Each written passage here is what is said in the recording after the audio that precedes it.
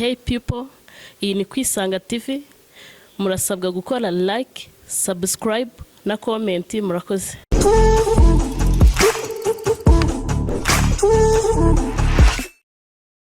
KWISANGA muratubona abahungu ba KWISANGA uno munsi none na amabara yose twatembereye Musanze ariko none numiwe.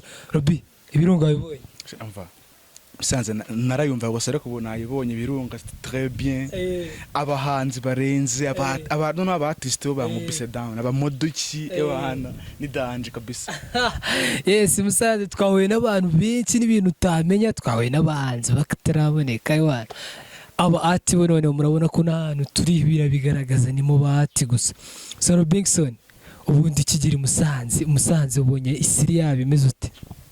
Banajye Musanze ko numvaga ari akajiji nka ya migi yindi tuzi navuze, ariko nageze ngo ngeze Kigali nawe bivuge nka ya migi ya Gicumbi, nageze ngo niyandi ya Gicumbi bafite ubusante ngo ni migi nje ntabwo nabaje se kwa mye tugiye Musanze ngambona njye Kigali arambye ngano bita Musanze mbere that abantu baho se babonye ahanga ucecetse gato ako nakabanga.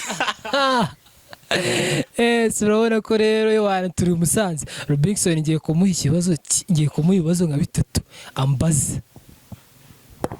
Okay, sha ndakubaza kabisa nk'umunyamakuru wa KWISANGA TV ndabizi uri wise. KWISANGA Byiringiro Pacifique. Ubundi umwami wa mbere w'u Rwanda bamutanguki? Umwami wa mbere yitwa ni wa mwami yitwa Ndera Gihanga Ngomijana. Gihanga Ngomijana, ya. Uzi story imeze ute? Nyine Gihanga Ngomijana yabaye umwami ate, yavuye he se, yavukiye mu Rwanda ese nibyo ngibyo nshaka kubaza. Yavukiye mu Rwanda. Gihanga Ngomijana yavukiye mu ijuru. Arangije aramanuka urani ikimanuka urani ikimanuka gute nyine ni story ndefu nawe ukabivamo ariko yavukiye mu ijuru ibyo bimenye yewe ngoma zingahe Gihanga singomijana sugo nese wamwitire nese umuntu yobera ngomijana gute kandi ari umuntu usanzwe ngo ni imyaka ijana nyine nese ingoma zageraga imyaka babaraga ingoma se saza siju icyo tukiveho ikindi cya kabiri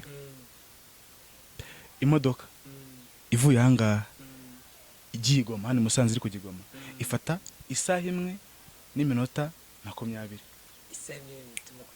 muri kibi Musanze igiye ariko ivuye Igoma ije Musanze ifata iminota 80 gusa nukubera iki burayi nyine ubwo Igoma kugiye Musanze kuva Musanze igigoma birashoboka ko haba ari kure ubwo abo Igoma ari gihe wenda bisi yarahura n'imbogamizi ari gihe u Rwanda rwari rufite imbogamizi ujye Igoma kuva Igoma rero akaba nta mbogamizi zirimo nese icyo cyo gisubizo mbese muri make ku giti cyawe ubwo se igisubizo ni iki ya ubundi imodoka ivuye hano igigoma yasi ivuye Igoma ije aha na minota birutamo uko isa ni minota 20 n'ubundi ni minota 80 bibazo neza. Remain an question. Yo none ni ikibazo gisanzwe ku buzima busanzwe. Kuki ntango kazibika? Kuki ntango kazibika?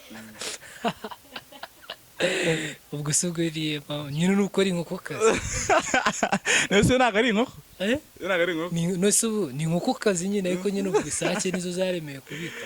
Urabizi ko inkoko kazi iyo inkoko kazi bitse bahita bayibaga. Akano rukazi. Ubwo se ahubwo ari yabitse. Yes, bibaho. Oya ntago. Nese iyo inkoko kazi bitse bahita bayibaga da. Inkoko kazi nayo irabikasha. Agatose imbada za Musanze wazibonye ute?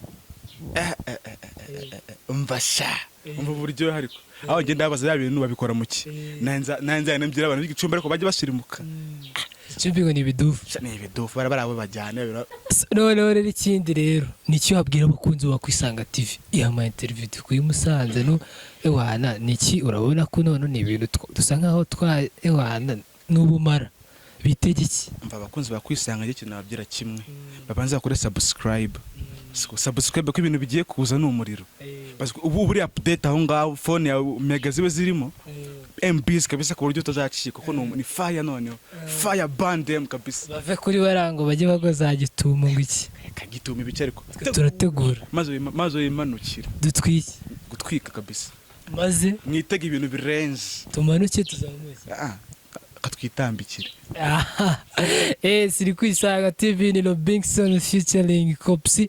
Yes. Hey bakunzi ba Kwisanga TV, iyi ni Kwisanga TV, musabye gukora subscribe, like na comment mu gihe ushaka kugira ikintu tugezaho, wakanda kuri comment ukagira ubutumwa tugezaho cyangwa se no kuri nimero zacu ziraho hasi murazibona. Murakoze cyane.